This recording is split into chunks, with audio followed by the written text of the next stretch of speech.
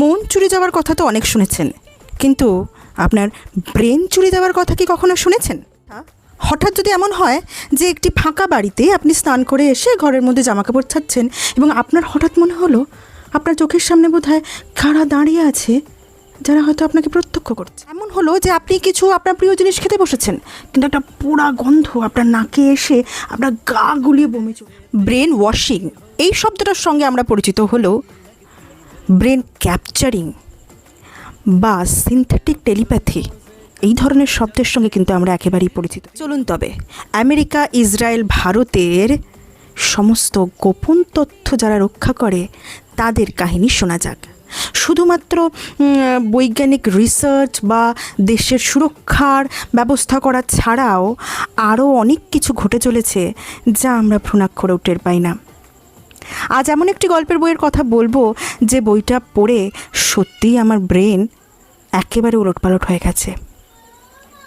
বইটা একটা ৭২ বছরেরও বেশি সময় ধরে নাকি আমেরিকা মানুষের ব্রেনের ওপর কী করে কন্ট্রোল করা যায় সেই নিয়ে রিসার্চ চালিয়ে যাচ্ছে।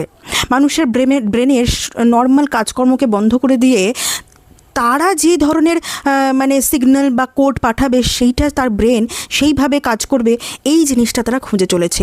হয়তো এই জিনিসটা তারা খুঁজে চলেছে কিছু মানুষের জন্য, পৃথিবীর ভালোর জন্যই, টেরোরিজম আটকাতে বা কোনো এমনই রুগী যে কিনা একদম কোমায় পৌঁছে গেছে, ডাক্তারের ইনস্ট্রাকশন পর্যন্ত নিতে পারছে না, তাদেরকে সাহায্য করতে। বাট আপনার কি মনে হয় এই ধরনের একটা প্রযুক্তি যা কিনা মানুষের ব্রেনকে রোবট বানিয়ে দিতে পারে, মানুষকে যন্ত্র মানবে পরিণত করতে পারে, এই ধরনের প্রযুক্তি কি আদৌ সভ্যতার জন্য উপকারী?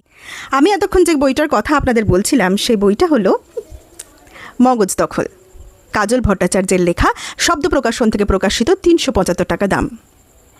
তো এই বইটার যদি আপনি ২০-২৫ পাতা অবধি পড়ে ফেলতে পারেন, তবে এই বইটা যে আপনার মগজ পুরোপুরি দখল করে নেবে অন্তত একদিনের জন্য, তার গ্যারেন্টি আমি আপনাকে দিতে। একটি scientific plus psychological plus adventurous thriller যা আপনাকে কিছুক্ষণের জন্য, কিছু ঘন্টার জন্য একদম এক জায়গা থেকে নড়তে পর্যন্ত দেবে। এবার বলি এই বইটিকে আমি পার্সোনাল রেটিং কি দিচ্ছি এবং আমি শুধুমাত্র গল্প পড়া ছাড়াও এই বই থেকে আর কি শিক্ষা নিতে পেরেছি।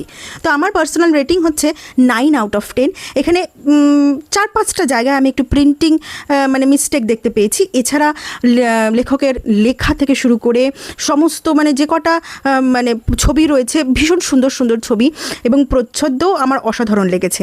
তো আমার এই বইটা সম্পর্কে সমস্ত কিছুতেই A++ গ্রেড দিতে ইচ্ছা করছে। জাস্ট কিছু জায়গায় প্রিন্টিং মিস্টেকের জন্য আমি 9 দিলাম। আর এই বইটা একটা থ্রিলার বই, অবভিয়াসলি পড়ে তো আপনি অনেক কিছু জানতে পারবেন, নতুন নতুন জিনিস, এবং আপনার ভালো লাগবে। এছাড়াও